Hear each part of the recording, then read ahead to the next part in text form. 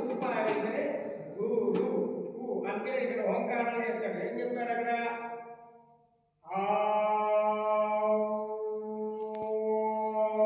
అని చెప్పి 3 అక్షరాలు చెప్పారు. అకారం ఉకారం అకారం.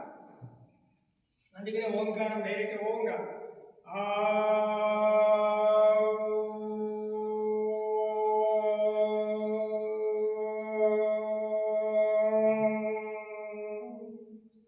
అని చెప్తున్నాడు. అకార ఉకారం కాబట్టి అకార ఉకారం అకారమే గురు. గు అంటే ఉకారం, రు అంటే ఉకారం, కు అంటే ఉకారం.